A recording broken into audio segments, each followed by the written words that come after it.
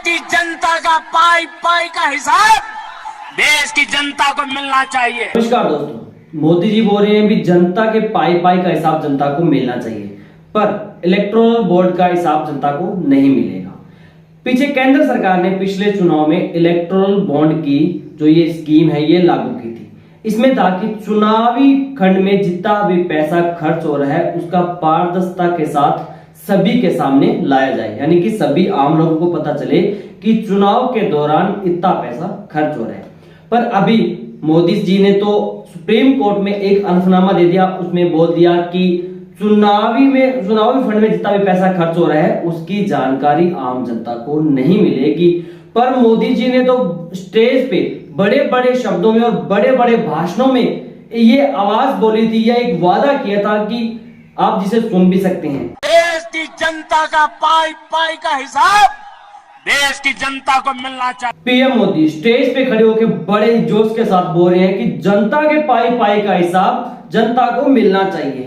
पर अभी अगर जनता अपने ही पैसे का हक यानी अपने ही पैसे का हिसाब मांग रही है तो भाई मोदी साहब तो पीछे हट रहे हैं, हल्फनामा पेश कर रहे हैं, बोल रहे हैं कि हम आपको इसकी कोई भी जानकारी नहीं दे सकते। आखिर आप जानना चाहते हैं कि ये इलेक्टोरल बॉन्ड होता क्या है, आपको इसके बारे में नहीं पता है तो आप मुझे कमेंट सेक्शन में बता सकते हैं। इलेक्टोरल बॉन्ड के बारे में मैं आपको पूरी एक डिटेल में वीडियो बना के बता दूंगा कि आखिर बीजेपी सरकार ने केंद्र सरकार के समय में के साथ मिलकर इस इलेक्टोरल बॉन्ड की किस तरीके से लागू किया था और आखिर इस इलेक्टोरल बॉन्ड का फायदा क्या है, इसके बारे में आपको डिटेल में एक वीडियो बना के बता दूं ताकि आपको समझ में आ जाए।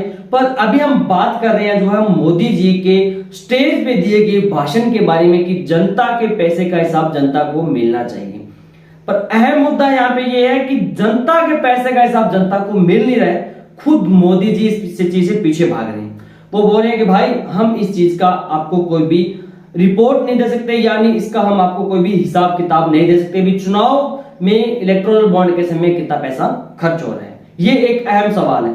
जनता इस सवाल को लेकर काफी ज्यादा चिंतित है। जनता का मेन सवाल ही यही है कि जिस स्टेज पे खड़े होके देश का प्रधानमंत्री एक चीज पहले दोहराता है, यानी कि बड़े बड़े भाषणों में बोलता है कि जनता एक जनार्दन है और जनता का जो पैसा है यानी कि जनता के पैसे का हिसाब जनता को मिलना चाहिए, पर खुद ही इस चीज से मुकर रहे हैं भाई। और इससे पीछे और इससे गलत बात हो क्या सकती है, ये भी एक अहम सवाल है। चुनावी फंड को लेके आने के पीछे केंद्र सरकार का सिर्फ एक ही मकसद था कि चुनावी राजनीति में जो फंड था उसको खत्म करना, यानी कि चुनाव में जितना भी पैसा जो भी चुनाव प्रचार प्रसार में या चुनाव की व्यवस्था करने में जितना भी पैसा लग रहा है उसके बारे में एक सही इंफॉर्मेशन प्रोवाइड करवाना, यानी कि उसकी सही जानकारी देना कि आखिरकार चुनाव में प्रचार प्रसार में कितना पैसा लग रहा है। ठीक है, तो अभी मोदी जी के ये जो भाषण है अभी काफी ज्यादा चर्चा में है। इसी भाषण को लेकर ट्विटर पे बहुत सारे ट्वीट आ रहे हैं। हर एक व्यक्ति प्रधानमंत्री मोदी से पूछना चाहता है कि मोदी साहब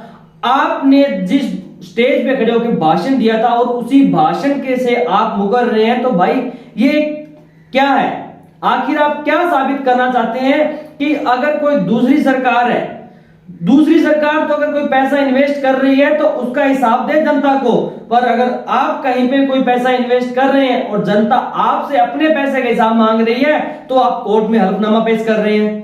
भाई इस चीज के लिए जनता आपसे पूछ रही है पर जनता को कोई जवाब नहीं मिल रहा है, क्योंकि रहे देश के पीएम तो जनता को जवाब क्यों दे, ये एक अहम सवाल है जनता का। जनता सोच रही है कि जो हमारा देश का एक मुख्य सचिव आदमी है, जो मुख्य नेता है, प्रवक्ता है, देश का प्रधानमंत्री है, वो भाषण दे रहा है, वो हमारे साथ वादे कर रहा है पर खुद ही उसी वादे से मुकर रहा है। ये क्या है, आखिरकार बीजेपी सरकार के अध्यक्ष यानी कि प्रधानमंत्री खुद इस वादे से मुकर रहे हैं तो हम दूसरे पे क्या विश्वास करें, ये जनता का एक अहम सवाल है। नमस्कार, इसी तरीके की चर्चाओं के साथ जुड़े रहें और इसी तरीके की जानकारी के लिए आप हमारे साथ बने रहें।